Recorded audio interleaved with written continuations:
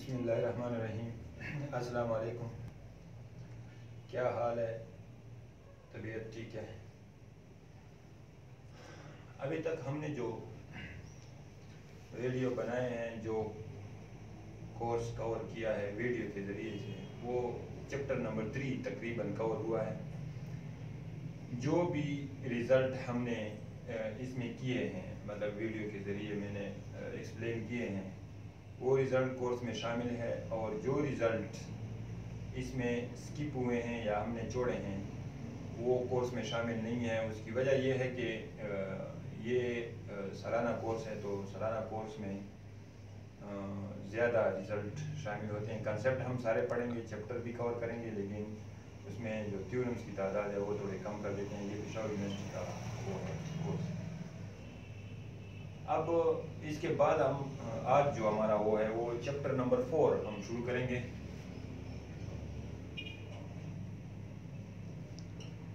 जिसका नाम है सेपरेशन एक्सियम। अगर स्पेलिंग गलत नहीं है। सेपरेशन एक्सियम का क्या मतलब है? ये बी टोपोलॉजिकल स्पेस के जनरलाइजेशंस हैं कि अगर एक स्पेस टोपोलॉजिकल स्पेस है, यानी वो टोपोलॉजी के जो कंडीशन है वो ऑलरेडी सेटिस्फाई हो रहे हैं, तो उसके बाद उस पर अगर मज़ीद कोई उसमें ब्यूटी आ जाती है या कोई एक अदर देन कोई एक्स्ट्रा कोई कंडीशन सेटिस्फाई हो जाता है, तो उस कंडीशन की वजह से उसका नाम तब्दील हो जाता है और मज़ीद उसमें ब्यूटी आ जाती है उस स्ट्रक्चर में। जिस तरह ग्रुप की अगर हम मिसाल ले लें, तो ग्रुप होता है जिसके 4 प्रॉपर्टी होते हैं: क्लोजर, एसोसिएशन, आइडेंटिटी और इन्वर्स। आइडेंटिटी का एग्जिस्टेंस और इन्वर्स का एग्जिस्टेंस फॉर ईच एलिमेंट। तो ये 4 प्रॉपर्टी अगर सेटिस्फाई होते हैं तो उसको हम ग्रुप कहते हैं, together with this binary relation star. अब अगर एक मजीद क्वालिटी उसमें आ जाती है और कम्यूटेटिव प्रॉपर्टी भी सेटिस्फाई होती है, तो उसको हम एबिलियन ग्रुप कहते हैं। यानी मजीद उसमें ब्यूटी आ जाती है, मजीद एक कंडीशन सेटिस्फाई हो जाता है। बिल्कुल इसी तरह topological space, let X star be a topological space, it means कि पहले से X star जो है वो टोपोलॉजिकल स्पेस बन चुका है। अब मजीद क्या है इसका कि then X star is called,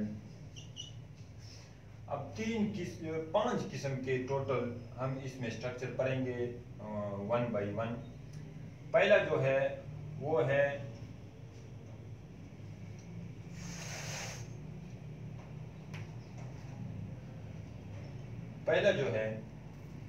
वो है टानाट स्पेस, यानी ये टानाट भी हो सकता है। इसी तरह अगर हम इसको कह दें ये टा1 भी होगा, फिर आगे जाके हम पढ़ेंगे कि ये टा1 कब बनता है, ये टा2 कब बनता है, टानाट स्पेस, टानाट स्पेस। इसी तरह ये मैं वैसे बताता हूँ, ज़रूरत इसकी यहाँ पे इस डिफिनीशन में नहीं है। ये टा2 स्पेस भी हम पढ़ेंगे, टा1 स्पेस भी पढ़ेंगे, टा2 स्पेस भी पढ़ेंगे, और इसी तरह नॉर्मल और रेगुलर स्पेस पढ़ेंगे, जिसकी वजह से नॉर्मल और रेगुलर स्पेस, ये सारे 5 चीजें टा0, टा1, टा2, नॉर्मल और रेगुलर, इनके कंडीशन पढ़ेंगे। और रेगुलर की वजह से टा3 बनता है और नॉर्मल की वजह से फिर टा4 भी बनता है जब ये टा1 के साथ मिल जाते हैं। लेकिन ये हम आहिस्ता आहिस्ता पढ़ेंगे, इसलिए अभी हम डिफिनीशन सिर्फ टानाट स्पेस की करते हैं कि कोई भी टोपोलॉजिकल स्पेस कब टानाट स्पेस के कहलाता है। यानी जब ऑलरेडी टोपोलॉजिकल स्पेस हो और अगर वो मजीद कोई कंडीशन सेटिस्फाई करे तो उसको हम टानाट स्पेस कहेंगे। वो कंडीशन क्या होगी? इफ अब ये कंडीशन है जिसकी वजह से ये टानाट स्पेस बनेगा।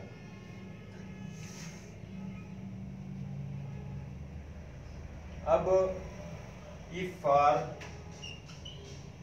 ये condition, if for x not equal to y belong to x,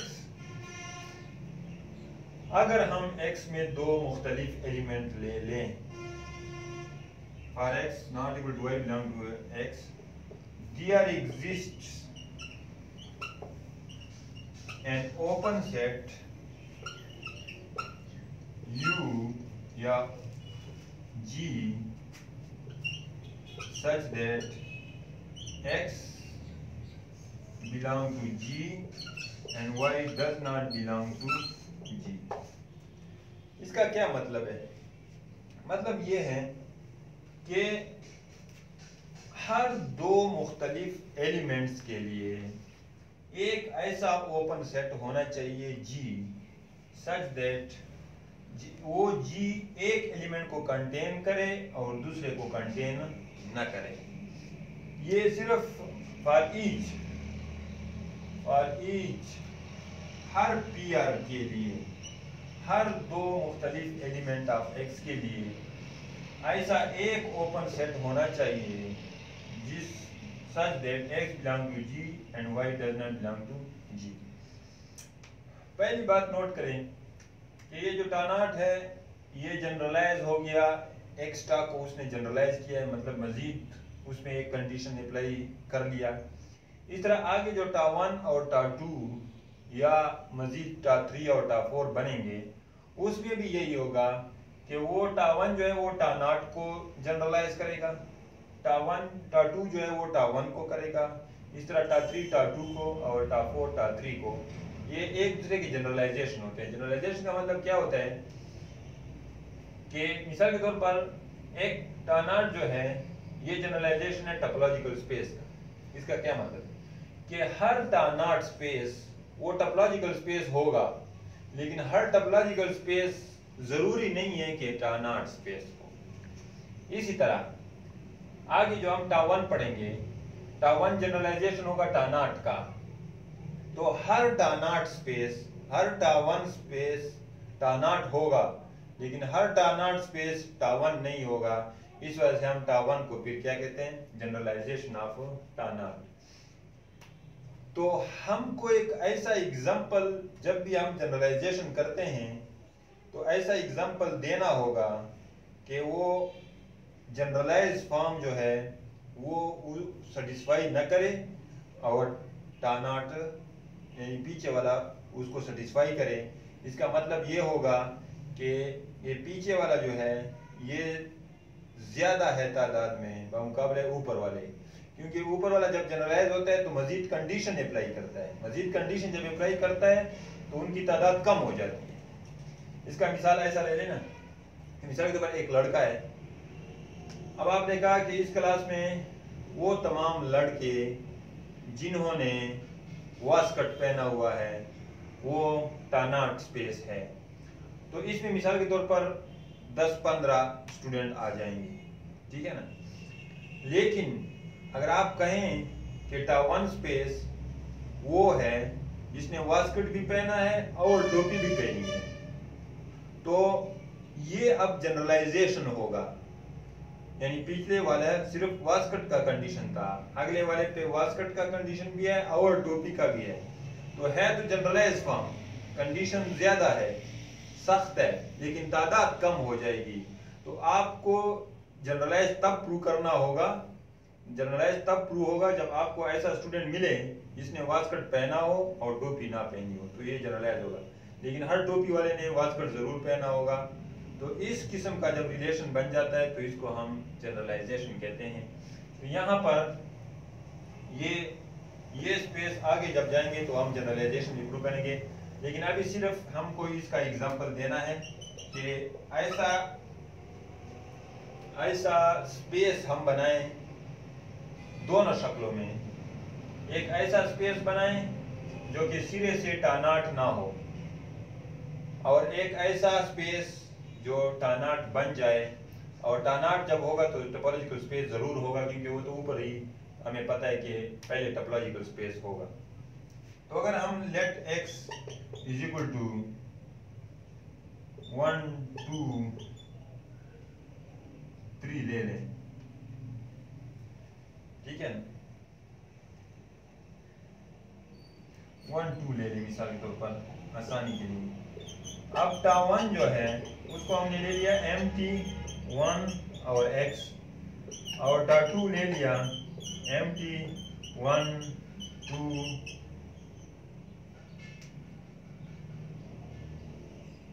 mt और x इनडिस्क्रीट टोपोलॉजी। ये इनडिस्क्रीट टोपोलॉजी है, ये डिस्क्रीट ये आम टोपोलॉजी है। Then x T 1 b topological space है and x T 2 b is both are topological space. ये दोनों टोपोलॉजिकल स्पेसेस बन जाते हैं। टा 1 भी टोपोलॉजी बनाता है x पे, टा 2 भी टोपोलॉजी बनाता है। लेकिन ये जो है ये टा नॉट स्पेस बनता है, लेकिन ये जो है ये टा नॉट स्पेस नहीं बनता। मिसाल के तौर पर पहले हम इसको लेते हैं x टा 2 को। Now x T 2 is not T naught space because क्योंकि for 1 not equal to 2 belong to x, दो मुख्तलिफ वैल्यू हमने x के ले लिए, इसके लिए आपको इस टा 2 में कोई भी ऐसा ओपन सेट G नहीं मिल रहा, ऐसा G आपको इसमें नहीं मिल रहा जो जिसमें एक एलिमेंट हो और दूसरा ना हो। There exists no open set such that which contains one of 1 and 2 and not the other। ये condition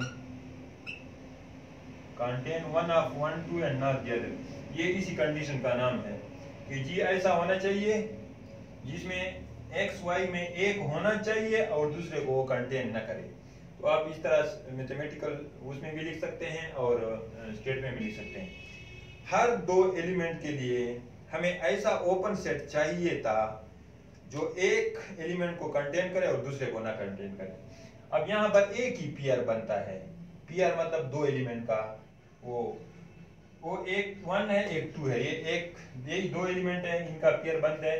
लेकिन इस टोपोलॉजी में हमको ऐसा ओपन सेट 1 2 के लिए नहीं मिल रहा जिसमें एक कंटेन हो और दूसरा कंटेन ना हो। अब लेते हैं इस टोपोलॉजी को x टा 1 को। नाउ x टा 1 इस टा नॉट स्पेस, ये टा नॉट स्पेस बन जाता है। क्यों बन जाता है? क्योंकि अगर इस टोपोलॉजी को हम देखें तो इसमें दो एलिमेंट 1 2 के लिए एक ऐसा ओपन सेट मौजूद है 1 का सेट जिसमें एक है और दूसरा एलिमेंट नहीं है। बिकॉज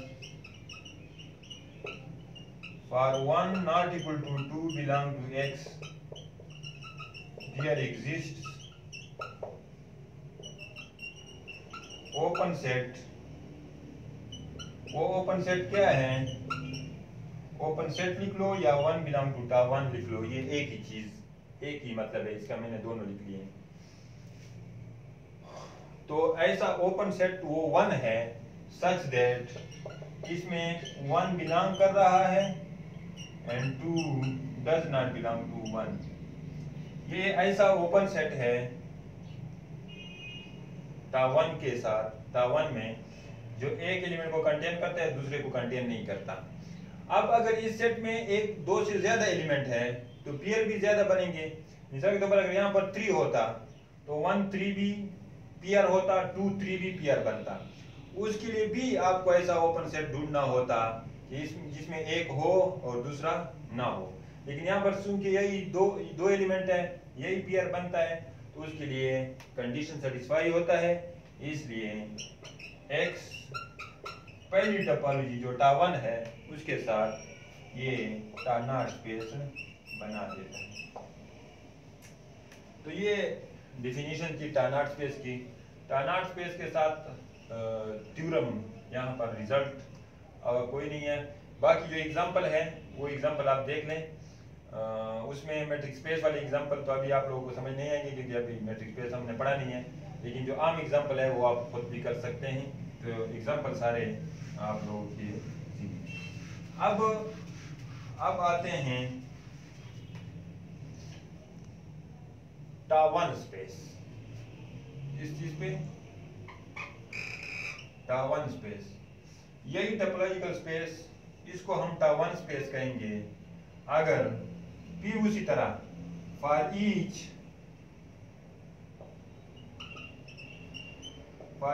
एक्स वाई, उसके लिए भी यही कंडीशन है, x y not belong to x, there exist open sets, दो ओपन सेट्स होने चाहिए G and H such that, condition थोड़ा सा मजीद भी बढ़ जाएगा, x belong to G, y does not belong to G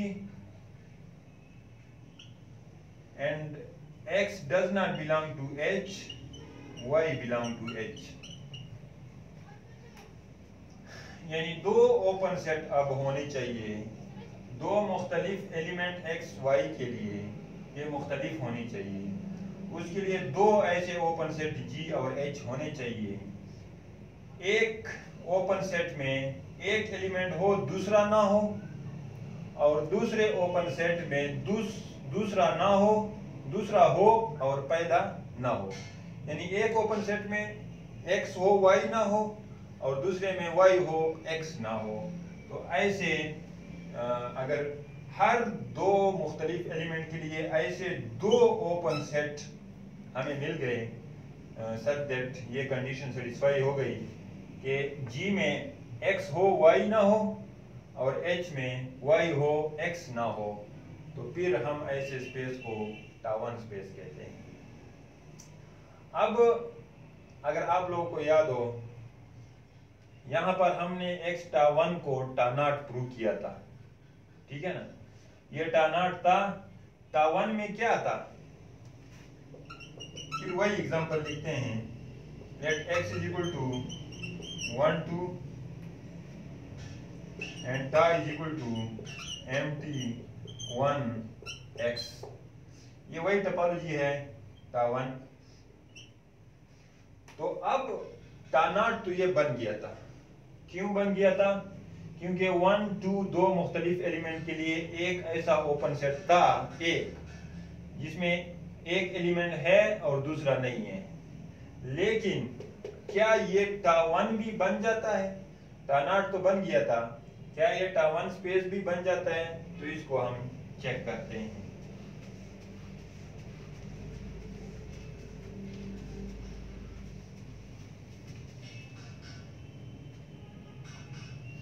तो क्लियरली अगर आप इसको देख लें तो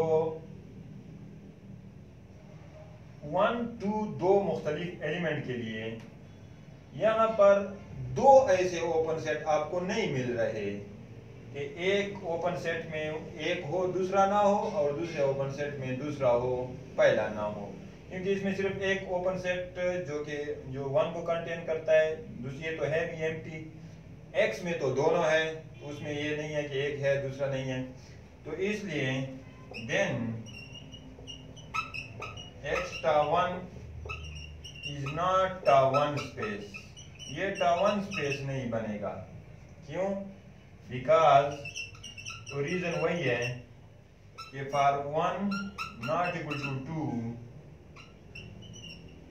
there exist no open sets G and H, ऐसे दो ओपन सेट नहीं है such that 1 belong to G, 2 does not belong to G and 2 belong to H 1 does not belong to H। इसको अगर बाद में लिखे, इसको पहले लिखे, कोई फर्क नहीं पड़ता, कंडीशन हमने सारे वो करने, चारों के चारों लिखने। तो ऐसे GH नहीं है, no open set G and H such that 1 G में हो, 2 G में ना हो, और 2 H में हो, 1 H में ना हो। So this is not one space। तो ये वही एग्जांपल है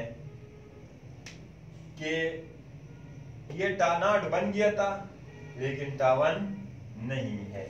तो इसका मतलब है कि टा1 मजीद जनरलाइज सख्त कंडीशन है। इस वजह से ऐसा एग्जांपल भी हमें मिल गया है जो कि टा1 नहीं है लेकिन टा0 बन गया था।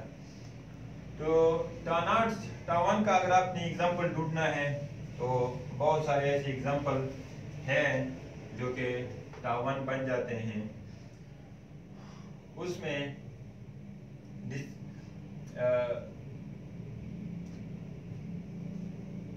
डिस्क्रीट टोपोलॉजी आप ले लें जो हमने पीछे किया है। मिसाल के ऊपर x अगर 1 2 है और टोपोलॉजी में empty 1 2 और x डिस्क्रीट टोपोलॉजी अगर इसके साथ हो then x टा इज टा1 स्पेस। तो ये टा1 स्पेस बन जाता है बिकॉज 1 2 के लिए दो मुख्तलिफ एलिमेंट जो कि यही दो ही है, वो अगर हम ले लें 1 2 there exist G is equal to 1 and H is equal to 2। दो ऐसे ओपन सेट हमारे पास आ जाते हैं such that 1 belong to G, 2 does not belong to G and 1 does not belong to H, 2 belong to H। यहाँ पर G हमने नाम दे दिए 1 के सेट और 2 के सेट को G और H। तो वही condition x belong to G, y does not belong to G, x does not belong to H, y belong to H, वो कंडीशन सेटिस्फाई हो रहा है। सो दिस इज टा1 स्पेस। अब सिर्फ इसमें यही दो एलिमेंट है। अगर दो से ज्यादा होते, 3 होते, तो हर पेयर के लिए, हर दो एलिमेंट के लिए आपने ऐसे दो ओपन सेट ढूंढने थे जिसके लिए ये कंडीशन सेटिस्फाई हो जाए। तो ये हो गया टा1 स्पेस का वो। अब आते हैं टा1 स्पेस के रिजल्ट पे।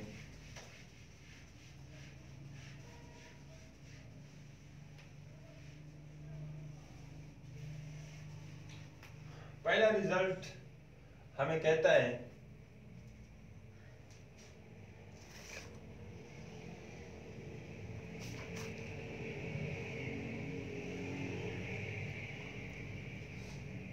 X theorem, let X star be a topological space। ये हर थ्योरम में टोपोलॉजिकल स्पेस जरूर होता है। मजीद उस पे हम जो है ना स्ट्रक्चर डिफाइन करते हैं। देन अब हमें कहा जाता है कि X is टा1 space if and only if। Result हमें कहता है कि टा1 होगा X। टा1 के बारे में हमने डिफिनीशन पढ़ी। टा1 की डिफिनीशन क्या थी कि हर दो मुख्तलिफ एलिमेंट के लिए दो ऐसे ओपन सेट हो G और H, एक G में एक एलिमेंट हो दूसरा ना हो और H में दूसरा हो पहला ना हो। तो वो करेक्टराइज हो रहा है अब नए कंडीशन के साथ। If and only if each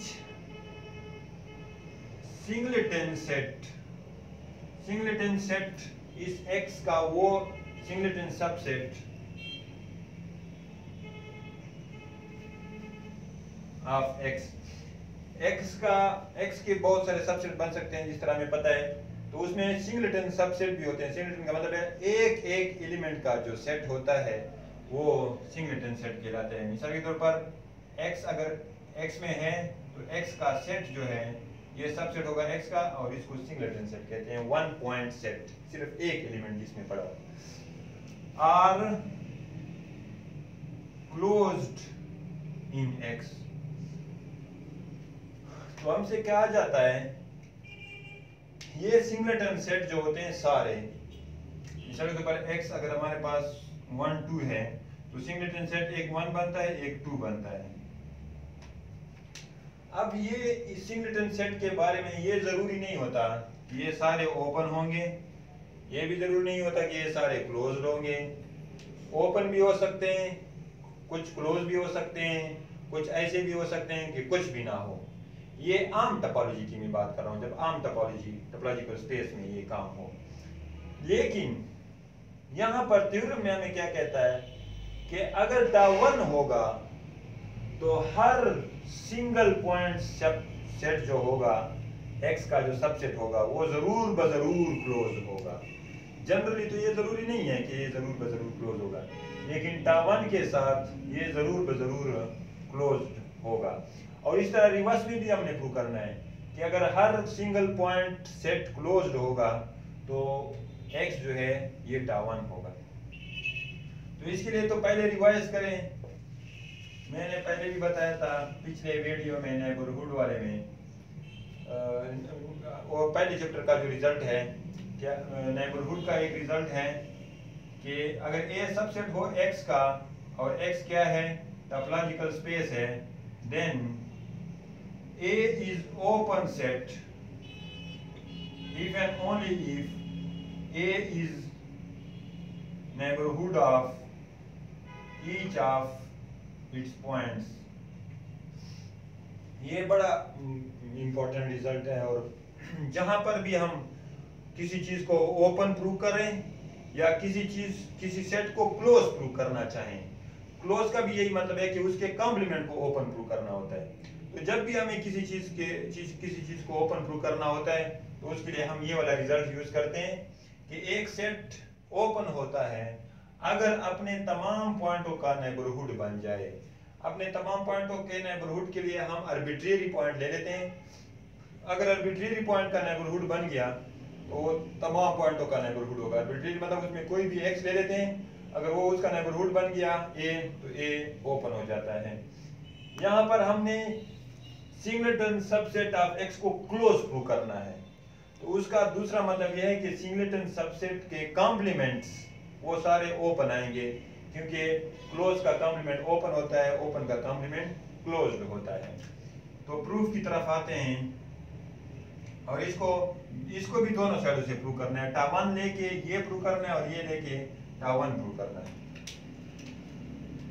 late हमने सपोज कर दिया let x is T one space, तो हमारे हाथ में ये पावर आ गया कि x जो है ये टावन है, जिसका दूसरा मतलब ये है कि x के किसी भी दो एलिमेंट, डिस्टिंक्ट एलिमेंट x और y के लिए दो ओपन सेट G और H मौजूद होंगे। एक G जो है एक एलिमेंट को कंटेन करेगा, दूसरे को नहीं करेगा, और H जो है वो दूसरे को करेगा, पहले को कंटेन नहीं करेगा। तो X अगर टावन स्पेस है, need to prove that each singleton set is closed in X। तो A अगर लिख लें, need to prove that each singleton subset of X are closed is closed in X। each की मतलब अकेला अकेला, सारे अपनी जगह पे क्लोज होंगे लेकिन हर एक अकेला अकेला क्लोज होगा। अब ये हमने लिख दिया each singleton set is closed in X। let X the subset of X be any singleton subset of X।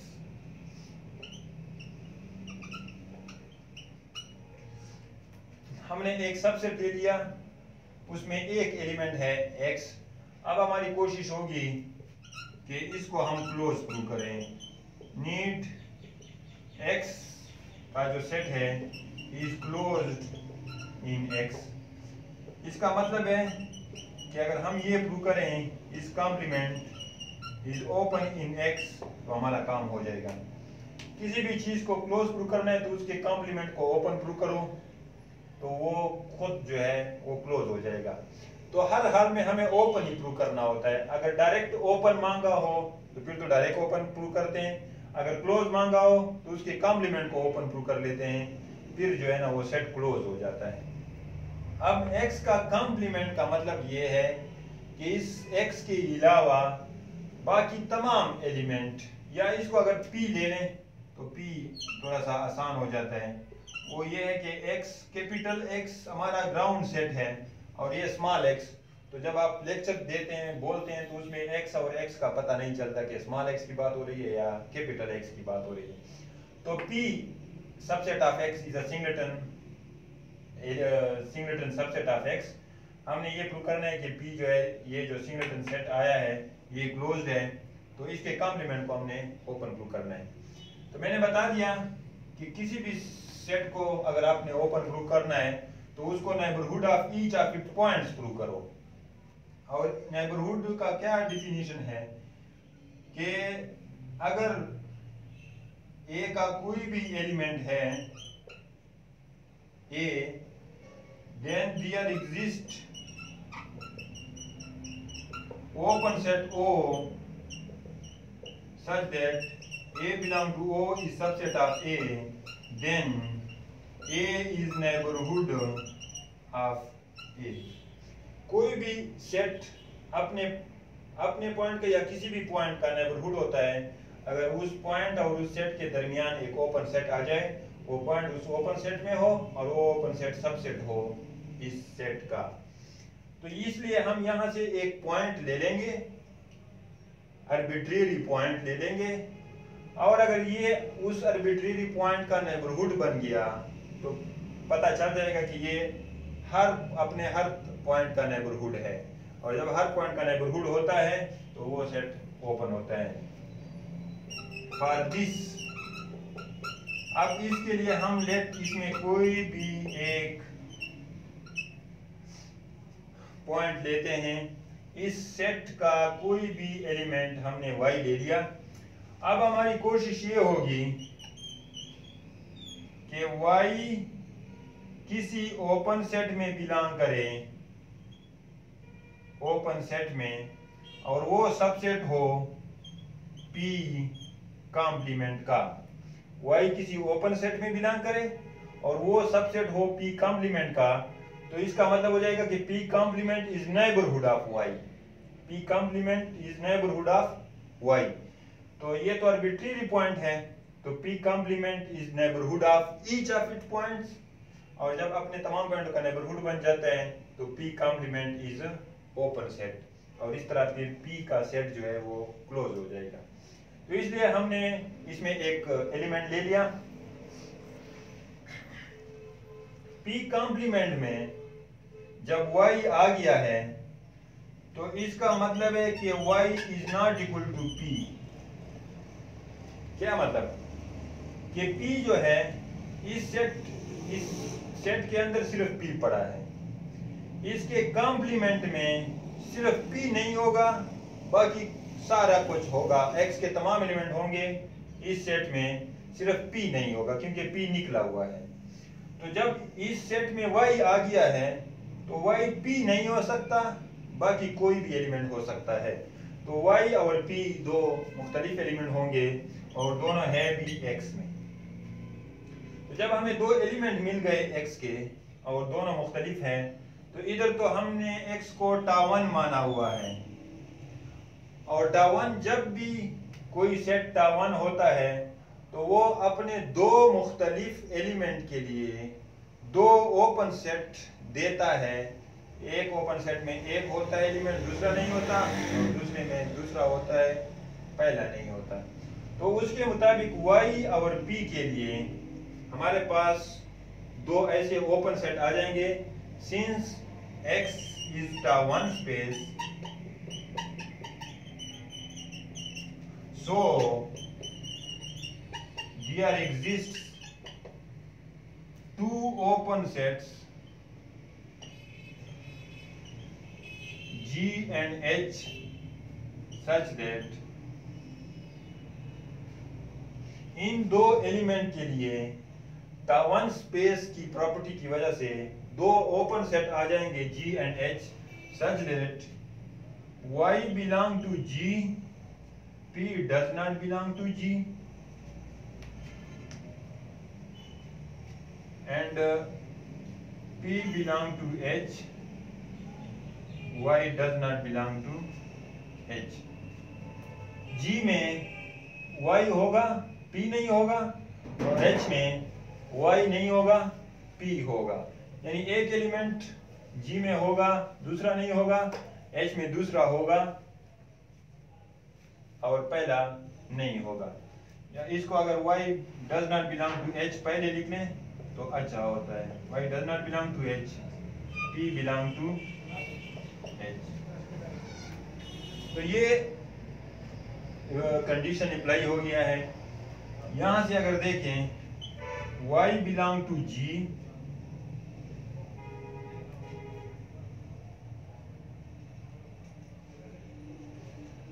तो Y G में आ गया है और P जो है वो G में नहीं है. P जो है वो G में नहीं है तो P का सेट G का सबसेट नहीं होगा.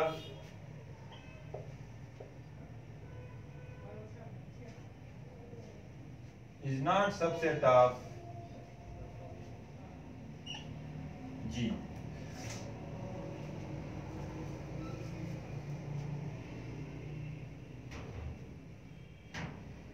इस तरह भी लिख सकते हैं कि P belong to G complement. P G में नहीं है तो P किस चीज में होगा?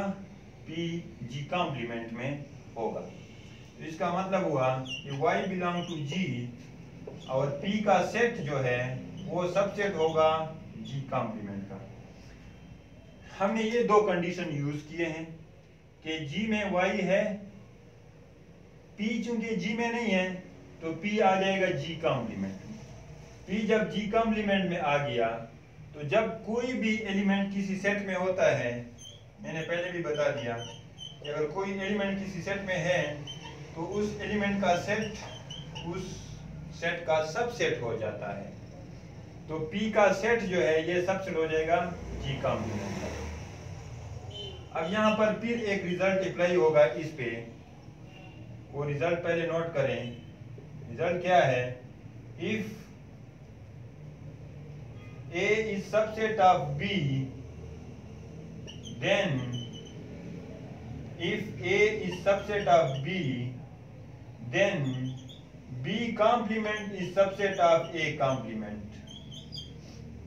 अगर सबसेट उल्टा करना है तो उस पे कॉम्प्लीमेंट आ जाते हैं.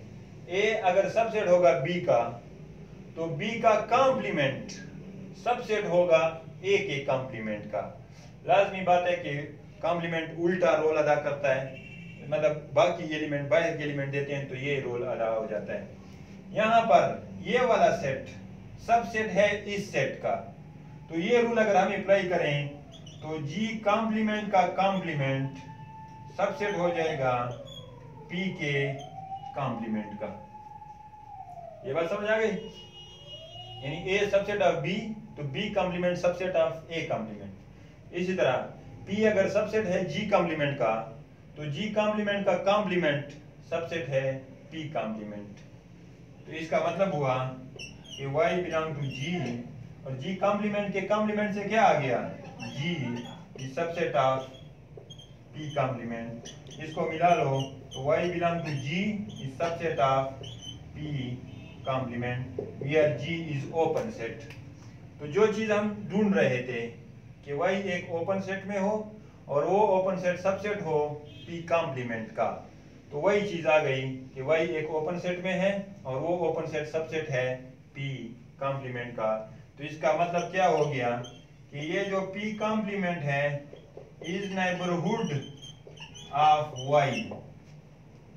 ये Y का नेबरहुड है, लेकिन Y तो इसका कोई भी आर्बिट्रेरी पॉइंट है, but Y is arbitrary point of P complement. ये तो पी कॉम्प्लीमेंट का एक आर्बिट्रेरी पॉइंट था, so P complement is neighbourhood of each of its points. ये अपने तमाम पॉइंटों का नेबरहुड फिर होगा, और जब कोई भी सेट अपने तमाम पॉइंटों का नेबरहुड होता है तो वो सेट ओपन होता है। तो इसका मतलब हो जाएगा कि p complement is open set, और जब कोई सेट ओपन होता है तो उसका कॉम्प्लीमेंट अगेन क्लोज होता है, इज क्लोज्ड सेट। तो हमने एक वन पॉइंट सेट ले लिया था P और वो क्लोज हो गया। इसी का मतलब हो गया कि each one point set is closed in X। तो इस तरह ये प्रूव हो गया कि हर वन पॉइंट सेट जो है ये क्लोज है। वन हमने ले लिया और उसकी वजह से हमने कोशिश की कि ईच वन पॉइंट सेट जो है वो क्लोज प्रूव हो जाए, यानी each singleton subset of X is closed prove हो जाए। उसके लिए हमने दरमियान में वन की कंडीशन अप्लाई की। कन्वर्सली क्या होगा? कन्वर्सली हम ये लेट करेंगे कि each one point set is closed, और फिर ये प्रूव करेंगे कि X वन स्पेस है। कन्वर्सली लेट, तो यही बात, ये जो बात है ये यहां पर फिट कर दें। ये हमने कन्वर्सली में लेट कर दिया, ईच वन पॉइंट सेट या each singleton set is closed. ये अब हमारे हाथ में पावर है, कन्वर्स में ये हमारे हाथ में होगा, और हम कोशिश करेंगे कि प्रूव करें कि X क्या है, वन स्पेस है। X वन के लिए X वन कब होगा? अगर हर दो मुख्तलिफ एलिमेंट X और Y के लिए हमारे पास दो ओपन सेट ऐसे आ जाएं कि एक में एक हो दूसरा ना हो और दूसरे में दूसरा हो पहला ना हो, तो उसके लिए हम पहले दो एलिमेंट लेंगे। Let X not equal to Y belong to X। अब इसके लिए हम G और H ढूंढेंगे जो कि ओपन भी होने चाहिए, और एक में X हो Y ना हो और एक में Y हो और X ना हो। जब दो एलिमेंट आपने मुख्तलिफ ले लिए, देन X का सेट और Y का सेट ये क्या हो जाएंगे, आर क्लोज्ड इन X। ये फिर डायरेक्ट क्लोज हो जाएंगे। ये क्लोज क्यों होंगे? क्योंकि हमने पढ़ा है, हमारे पास assumption है कि each one point set is closed in X। तो जब ये क्लोज होंगे तो इसके complement X complement and Y complement are open sets. तो इस X का कॉम्प्लीमेंट और Y का कॉम्प्लीमेंट ये ओपन होगा, क्योंकि ये खुद क्लोज है तो इसके कॉम्प्लीमेंट ओपन होंगे। Let G is equal to Y complement. G is equal to ये वाला जो है इसको हमने G का नाम दे दिया, and H is equal to X complement. Then G में Y के अलावा सब कुछ है। इसका मतलब है कि X G में होगा, Y G में नहीं होगा, क्योंकि Y कॉम्प्लीमेंट है। Y कॉम्प्लीमेंट का मतलब है Y के अलावा सारा कुछ, सारा X, तो X भी उसमें आएगा लेकिन Y नहीं आएगा। H है उस वो X कॉम्प्लीमेंट है। X कॉम्प्लीमेंट का मतलब है कि X के अलावा सारा कुछ, तो Y उसमें होगा और X नहीं होगा उसमें। तो इसको अगर आप देखें तो ये G और H easily condition of one satisfy कर देता है। तो हमने दो एलिमेंट ले लिए, उसके लिए हमें G और H मिल गए जो कि ओपन भी है और कंडीशन भी सेटिस्फाई कर रहा है। इसका मतलब है कि X इज वन स्पेस, तो X वन प्रूव हो जाता है। इसी तरह ये इफ एंड ओनली इफ के साथ प्रूव हो गया कि अगर वन होगा तो ईच वन पॉइंट सेट जो है ये क्लोज होगा, और अगर each one point set close है तो X जो है ये वन होगा। इसी थ्योरम का थोड़ा सा एडवांस वर्जन ये है, इसके बाद जो नेक्स्ट थ्योरम है कि x is one space if and only if each finite subset of x is closed in x। One point singleton की जगह क्या आ जाएगा, फाइनाइट आ जाएगा। वो हमने डायरेक्ट नहीं प्रूव करना है, बल्कि उसके लिए हमने ये वाला थ्योरम यूज करना है, सिंगलेटन सेट वाला। जब सिंगलेटन सेट वाला आपके हाथ में हो तो आप फाइनाइट सेट भी इजीली प्रूव कर सकते हैं। तो वो आप लोग का असाइनमेंट है, मैं समझा देता हूँ किस तरह करेंगे। वन स्पेस ले लोगे तो आपके पास इस थ्योरम के मुताबिक सिंगलेटन सेट क्लोज आ जाएंगे, और हर फाइनाइट सेट को intersection union of singleton set लिख सकते हो। यानी अगर 1 2 एक सबसेट है तो उसको 1 यूनियन 2 लिख सकते हो। तो दोनों अगर क्लोज हो तो उसका यूनियन भी क्लोज होगा, तो फाइनाइट सेट भी क्लोज आ जाएगा, क्योंकि union of close set is close. और कन्वर्स तो बिल्कुल इसी तरह करना है। वन पॉइंट सेट फाइनाइट भी है तो ये क्लोज होगा, तो इसका कॉम्प्लीमेंट ओपन होगा। तो वो आप खुद करें। ये दो रिजल्ट हो गए। इसके बाद तावन वाला एक नेक्स्ट रिजल्ट है, वो इंशाल्लाह नेक्स्ट वीडियो में हम कोशिश करेंगे कि उसको कवर करें। फिलहाल आप इसको देखें, नेक्स्ट रिजल्ट के साथ इंशाल्लाह दूसरी वीडियो में इंशाल्लाह मिलेंगे। अस्सलाम वालेकुम व रहमतुल्लाहि व बरकातहू।